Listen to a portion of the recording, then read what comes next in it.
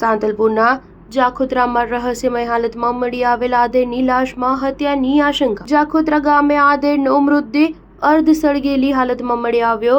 અર્ધ સળગેલી હાલતમાં આધેડનો મૃતદેહ મળતા પંથકમાં ચકચાર મચી। આધેડને ઘાઘરો પહેરાવેલો તેમજ પગમાં મહિલાની ઝાંઝરી પહેરાવી હત્યાને અંજામ આપનાર કોણ, જે સવાલો વચ્ચે પોલીસ તપાસ તેજ કરાઈ છે। તો બીજી તરફ સાંતલપુર પંથકમાંથી ગુમ થયેલ યુવતીના કપડાં આ મૃતકને પહેરેલ જોવા મળ્યા હોવાની પણ ચર્ચા છે, જેને લઈને સમગ્ર ઘટનામાં રહસ્ય ઘેરાયું હોય પોલીસ પણ તમામ દિશાએ તપાસ હાથ ધરી છે। પાટણ જિલ્લાના સાંતલપુર તાલુકાના જાખોત્રા ગામે આ રહસ્યમય ઘટના બની છે। 60 વર્ષીય આધેડને સળગાવી દેવાની ઘટનાને લઈને પંથકમાં ચકચાર મચી। દલિત સમાજના આશરે 60 વર્ષીય આધેડનું મોત। આધેડ વહુવા ગામે રહેતા હરજીભાઈ દેવાભાઈ સોલંકી મૂળ ગામ પીપરાળા હોવાનું જિગ્નેશ મેવાણી દ્વારા જાણવા મળી રહ્યું છે। તેમજ વહુવા ગામમાં આ આધેડ રહેતા હોવાની વિગત જાણવા મળી છે।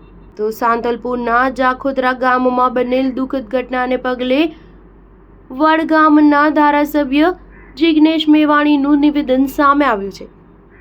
જિગ્નેશ મેવાણીએ સોશિયલ મીડિયામાં વિડીયો વાયરલ કરી જણાવ્યું કે આ ઘટના દુઃખદ છે અને ન્યાયિક રીતે તપાસ કરી આરોપીઓને પકડી પરિવારજનોને ન્યાય અપાવવા સમાજ આગળ આવે અને જરૂર પડે આંદોલન કરવાની પણ વાત વ્યક્ત કરી છે। જિગ્નેશ મેવાણીએ જ્યાં સુધી તમામ આરોપીની ધરપકડ ન થાય ત્યાં સુધી ન્યાયની લડતમાં સમાજને જોડાવા આહવાન કર્યું છે। તો બીજી તરફ આ ઘટનાને પગલે પોલીસે પણ તાત્કાલિક કાર્યવાહી કરતા મૃતદેહનો કબજો લઈ પોસ્ટમોર્ટમ માટે મોકલી આપ્યો અને ઘટનાની ગંભીરતાને ધ્યાનમાં રાખીને પાટણ એલસીબી ટીમે તપાસનો દોર શરૂ કર્યો છે। પ્રાથમિક તપાસમાં હત્યાની આશંકા સેવાઈ રહી છે। પોલીસ મૃતકની ઓળખ અને મૃત્યુના કારણો શોધવા માટે સઘન તપાસ કરી રહી છે। Star news 7 Patan. પાટણ જિલ્લાના સાંતલપુર તાલુકાના આ એક દલિત સમાજના વ્યક્તિને હમણાં જ મેસેજ મળ્યા છે।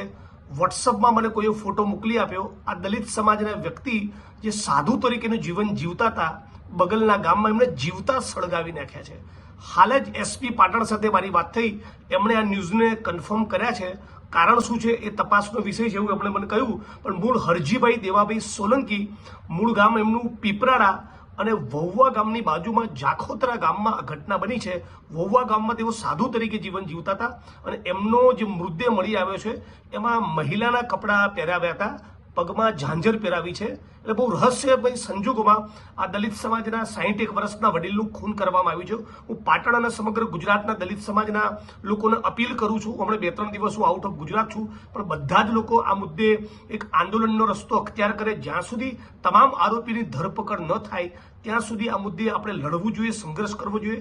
અમરેલીની ઘટના હમણાં તાજી જ બની છે, એના પછી વિરમગામમાં એક ઘટના બની, સુરેન્દ્રનગરમાં દલિત સમાજના એક વ્યક્તિ ઉપર હુમલો થયો અને આ 61 વર્ષના આધેડ વર્ષના દલિત સમાજના વ્યક્તિને જીવતા સળગાવી દેવામાં આવે। આ તમે દ્રશ્ય જોઈ શકો છો। આટલી ભયંકર ઘટનાઓ આ ગુજરાતમાં બની રહી છે। એટલે દલિત સમાજે બહુ મજબૂત તાકાત સાથે સંગઠિત બનીને રોડ ઉપર ઉતરવાની જરૂર છે।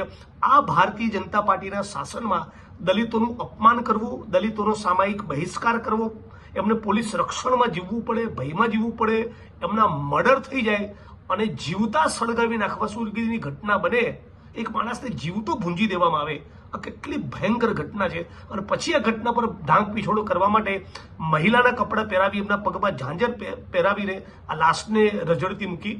હું આશા રાખું છું પાટણ એસપી સાથે વાત થઈ, એમણે ટીમને કામે લગાડી છે, પણ દલિત સમાજના તમામ માણસોને, તમામ માણસો જે સમાનતામાં અને ન્યાયમાં માનતા હોય, બંધારણમાં માનતા હોય, બધા સાથે મળીને લડવું જોઈએ। આ આધેડ વ્યક્તિના પરિવારજનોને શું ઘટના બની, કયા કારણસર બની, એનો કોઈ અંદાજ નથી। હમણાં જ મારી પર એક અજાણ્યા નંબર પરથી ફોન આવ્યો, એમણે મને ઘટનાની વાત કરી અને મેં હાલ પાટણ એસપી સાથે વાત કરી છે। પણ ગુજરાત દલિતો માટે દિન પ્રતિદિન કેટલું ભયંકર રીતે અસુરક્ષિત બની રહ્યું છે એનો એક ભરવો દાખલો છે।